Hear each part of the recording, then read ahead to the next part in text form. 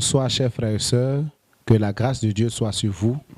Comme toujours, nous sommes là pour apporter quelques éclairages. Et comme nous l'avons dit, si vous avez des préoccupations, vous avez des questions, vous pouvez nous joindre aux différents numéros qui sont affichés. Vous pouvez aussi nous soutenir de tous ordres. Que Dieu vous bénisse. Le message que nous allons voir ce soir s'intitule « Les trois ennemis de ton salut ». Les trois ennemis de ton salut. Et nous allons ensemble partager un petit verset biblique, une petite histoire qui se trouve dans le livre de Luc 19 à partir du verset 1 au verset 5 que nous allons lire. Et je lis: Jésus étant rentré dans Jéricho traversait la ville. Et voici un homme riche appelé Zachée, chef des publicains, cherchait à voir qui était Jésus. Mais il ne pouvait y parvenir à cause de la foule, car il était de petite taille. Il courut en avant et monta sur un sycomore, parce qu'il devait passer par là. Lorsque Jésus fut arrivé à cet endroit, il leva les yeux et lui dit: Zachée, hâte-toi de descendre, car il faut que je demeure aujourd'hui dans ta maison. Amen. Cette histoire-là, nous tous, nous la connaissons, mais nous allons retirer juste l'essentiel du message qui pourra nous faire du bien ce soir. Et donc, comme je le disais, le thème, c'est les trois ennemis de ton salut. Les trois choses qui peuvent être un obstacle à ton salut, qui peuvent être un problème pour toi. Donc, les trois choses qui peuvent être un obstacle pour toi. Donc, quand nous prenons ce verset de Zachée, que nous connaissons tous, la Bible dit que Zachée voulait voir Jésus. Zachée voulait être en communion avec Jésus. Zachée voulait découvrir qui était Jésus. Voulait aller en profondeur avec Jésus. Mais la Bible dit que Zachée, il y avait trois obstacles qui empêchaient Zachée de voir Jésus. Le premier obstacle, la Bible dit, c'est d'abord sa taille. Parce que la Bible dit, il ne pouvait voir Jésus à cause de la foule, car s'il était grand de taille, il aurait certainement vu Jésus. La foule n'allait pas être un obstacle pour lui. Mais le premier handicap de Zachée, c'était sa taille. C'était la personne de Zachée lui-même. C'était Zachée lui-même qui était d'abord le premier obstacle au fait de ne pas voir Jésus-Christ de Nazareth. Donc le premier ennemi que tu dois retenir ce soir, c'est toi-même. Le premier ennemi de ton salut, c'est toi-même. C'est toi-même qui peut t'empêcher d'aller au ciel. Si tu vas un jour en enfer, tu iras en enfer à cause de toi-même. Aujourd'hui, les chrétiens vivent en oubli total de la vie éternelle. Ils vivent comme s'ils vont rester tout le temps sur la terre.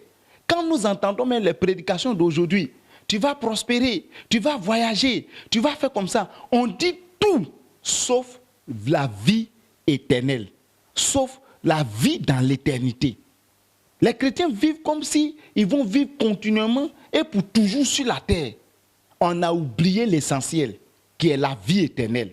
La Bible dit, car Dieu a tant aimé le monde qu'il a donné son Fils unique afin que quiconque croise en lui ait la vie éternelle, ne périsse point, qu'il ait la vie éternelle. La Bible ne dit pas afin que quiconque croise en lui ait le mariage, afin que quiconque croise en lui ait des biens, afin que quiconque croise en lui prospère. La Bible dit afin que quiconque croise en lui ne périsse point, ne meure point, mais qu'il ait la vie éternelle. Si tu ne travailles pas à ton salut, tu seras étonné un jour de te retrouver en enfer.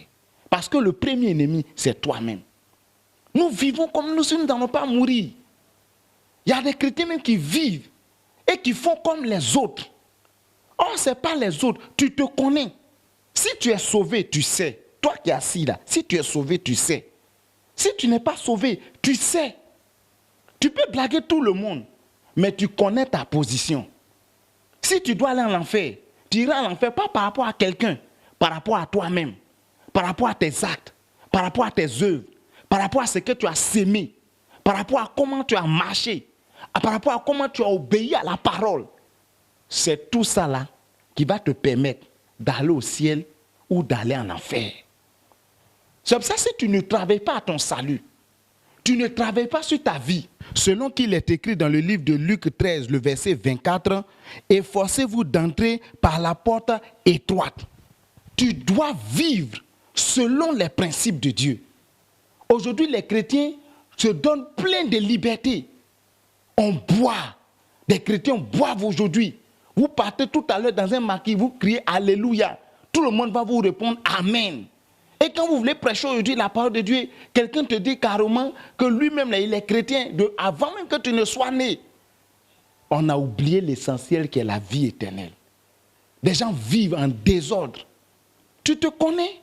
Tu connais ta vie? Il y a des gens qui blaguent tout le monde. Tu vis une vie contraire à la vie de Dieu. Mais tu penses que tu es caché aux yeux des hommes. Or, tu n'es pas caché aux yeux des hommes. Tu es toi-même, tu es l'ennemi de ton propre salut, comme ça. Tu as décidé d'être ennemi de ton propre salut.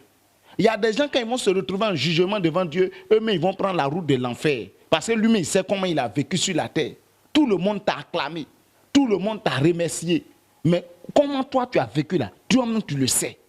Certains chrétiens même vont jusqu'à copier les autres. Or, tu n'es pas venu à l'église pour copier les gens. Tu n'es pas venu à l'église pour prendre exemple sur des gens qui vivent mal. Parce que quelqu'un est impudique, toi aussi tu es devenu impudique. Parce que quelqu'un vole, toi aussi tu es devenu voleur. Parce que quelqu'un boit, toi aussi tu as commencé à boire. Tu n'es pas venu pour suivre quelqu'un. Tu es venu pour suivre Jésus. C'est pour cela que tu dois rester attaché à Jésus. Pour ne pas être ennemi de ton salut. On n'est pas sauvé en groupe. Il y a certains qui font ce que les autres font. Or, toi-même, tu te connais. Tu connais tes faiblesses. Tu sais qu'il y a des choses que tu ne supportes pas. Mais pourquoi l'autre, là, il arrive à supporter? Mais toi, tu ne supportes pas telle chose. Mais pourquoi tu le suis dedans?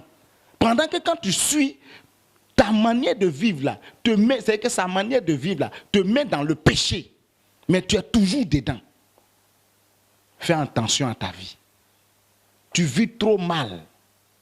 Tu vis trop comme tu veux. Or, Dieu ne t'a pas appelé à ça. Dieu t'a appelé à de grandes choses. Dieu t'a appelé à opérer des miracles. Dieu t'a appelé à sauver des âmes. À toi-même te sauver et à sauver des âmes. Mais Dieu ne t'a pas appelé pour que tu te perdes. Dieu ne t'a pas appelé pour que tu puisses mourir et puis aller en enfer. Dieu t'a appelé pour que tu sois sauvé. C'est pour cela que tu dois tout faire pour ne pas être un problème pour toi-même. Il y a un frère en Christ qui venait à l'église. Il avait un grand nom. On lui a donné un grand surnom. Tellement que Dieu l'utilisait. Mais regardez ce qu'il va faire. Pendant que tout le monde lui donnait ce grand nom, dans le secret, il y a des actes abominables, des choses qu'on ne fait pas qu'il faisait. Son travail, c'était coucher avec les sœurs. Et c'était ça qui était son problème. Et pour lui, il était caché aux yeux des hommes. Mais il a oublié que lui-même, il était le premier ennemi de son salut. Et c'est ainsi qu'il a tout fait. Mais c'est par la sorcellerie qu'il est mort. Il était envoûté, il est mort. Parce qu'il n'avait pas la protection de Dieu. Quand tu refuses de pardonner, mais c'est pas tout ce que le pasteur peut faire, tout ce que Dieu peut faire, c'est de te parler, te dire de pardonner, te dire de laisser tomber, te dire de changer. Ce n'est pas lui-même qui va venir et puis il va enlever les choses devant toi. Ou bien il va venir, il va prendre des décisions à ta place. Lui, il parle, mais c'est à toi de prendre des décisions. Tu peux être ennemi de ton salut par ta manière de vivre. Parce que tout le monde ignore qui tu es réellement. Mais toi, tu sais réellement qui tu es. Et si tu vas en enfer, tu serais parti de manière délibérée parce que tu connais quelle vie tu menais. Quand je suis parti en Russie, j'ai eu à faire des entretiens là-bas et il y a une sœur qui me rendait son témoignage sur ce qu'elle a vécu quand elle était en Côte d'Ivoire. Elle me disait comme ça, homme de Dieu, je fréquentais une grande église, une église que tout le monde connaît, une église évangélique. Mais j'étais là, j'avais une cellule de prière dans ma maison, mais je pratiquais du stripteasme, c'est-à-dire les femmes qui dansent nues dans les bars. C'était le travail qu'elle faisait. Et personne ne savait que c'était ce travail qu'elle faisait. Vous voyez un peu? Elle faisait ça et elle ne savait pas que ça pouvait être un problème pour elle. Jusqu'à ce qu'un jour, un des clients qui venait là l'a invité. Et donc l'a invité, donc ils sont montés dans le véhicule et au lieu de partir d'un bar, ils ont plutôt pris la direction des cocotiers derrière l'aéroport. Et ils partaient tuer cette sœur. Mais la grâce de Dieu est intervenue et elle a été sauvée. Si elle était morte, où elle partirait en ce moment-là? La vie que tu mènes, ce que tu es en train de faire là, si tu meurs dans ça, où tu iras? Cette sœur a été sauvée par pure grâce, mais voilà comment elle a été sauvée. Pendant que ce monsieur-là et ses camarades partaient avec elle derrière les cocotiers, il y a le chauffeur qui a demandé si elle comprenait une ethnie que je ne citerai pas ici. Et elle a dit qu'elle ne comprenait pas. Oh, elle comprenait l'ethnie. Et le monsieur a dit dans l'ethnie à ses camarades qui étaient derrière, apprêtez les instruments pour que nous puissions la tuer et puis retirer ce qu'il fallait retirer sur elle. Et c'est ainsi qu'ils sont arrivés là-bas. Mais avant qu'ils ne commencent, elle a saisi la main de celui qui devait préparer le matériel et elle a dit à ce dernier que toi, parce que la personne était musulmane, elle a dit à ce dernier qu'aujourd'hui, on va voir entre Mahomet et Jésus qui est le plus fort. Malgré qu'elle vivait dans le péché, elle s'est référée à Jésus-Christ de Nazareth. Et ça, c'est par la grâce. C'est ainsi que parmi eux, quelqu'un venait la saisir et a commencé à marcher avec elle. Et elle a fait semblant comme si elle s'était foulé le genou. Et pendant que l'autre laissait sa main pour qu'elle puisse attraper ses genoux, c'est là qu'elle a couru fortement. Et les gens l'ont poursuivi. Ils l'ont même poursuivi à la voiture. Ils n'ont pas pu l'attraper. C'est les anges de l'Éternel qui l'ont porté ce jour. Dieu lui a fait grâce. Il y a certains qui profitent de certaines grâces que Dieu offre pour vivre comme ils veulent, pour être ennemis de leur propre salut. Mais je t'encourage ce soir à revenir de tes voies, à aller voir ton pasteur, à te confesser, à te repentir sincèrement et à abandonner le péché dans lequel tu es. C'est pourquoi il est écrit dans le livre d'Hébreux 12, le verset 14, « Recherchez la paix avec tous et la sanctification sans laquelle personne ne verra le Seigneur. » Tu dois abandonner ce à quoi tu es accroché. Si tu haïssais quelqu'un, si tu avais un problème, il faut abandonner. C'est la force qu'il te faut. C'est une décision qu'il te faut. Et tu vas voir, quand tu vas abandonner ces choses, tu vas voir que le ciel sera ouvert sur ta tête. Et tu vas voir que ton salut sera beaucoup plus clair que ce que tu es maintenant. Parce que toi-même, tu doutes de ton salut. Que vraiment la grâce de Dieu soit sur toi. Abandonne tout ce que tu fais dans l'ombre, tout ce que tu fais dans l'église, tout ce que tu fais dont personne n'est informé. Tu sais, le diable est malin. Quand nous vivons dans le péché, comme le but du diable, c'est que tu ailles à l'enfer. Quand tu vis dans le péché, dans les débuts, tu sais ce qu'il fait? Il fait que tout marche bien pour toi. Il fait que tout est bien pour toi, que tu n'aies aucun problème, que tu te sentes à l'aise. Tu vas à l'église même là, tu prêches pendant que tu vis dans le péché, dans toutes sortes de péchés, impudicité, mensonge, tu vis dans toutes sortes de péchés. Tout va bien pour toi.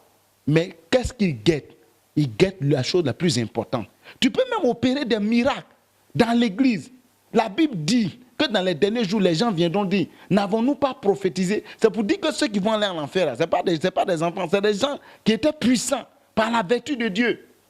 Mais il y a quelque chose qui leur a manqué. Travaille à ton salut et que Dieu te bénisse. Abandonne. Moi, je suis de telle église. Ce n'est pas l'église qui sauve. La question que tu dois te poser, est-ce que tu as réellement accepté Jésus pour être sauvé? Parce que c'est ça qui est le plus important. Regarde ta vie. Il n'y a rien qui montre que tu es chrétien. Quand on te regarde, on a l'impression que tu es sorti d'un magasin, on t'a acheté d'un magasin, tout est faux sur toi. Faux cils, faux seins, fausses fesses, maquillage, par-ci, par-là, mèche, faux ongles, tout est faux sur toi. Il faut te ressaisir. Ta vie est trop bizarre et trop ordinaire, trop bizarre. Tu dis que Jésus est dans le cœur, il est. Mais quand il est dans le cœur, là, il sort, son apparence sort sur notre corps. Mais il faut revoir ta vie spirituelle. Ma soeur, revois ta vie spirituelle et Dieu va t'accorder ses faveurs.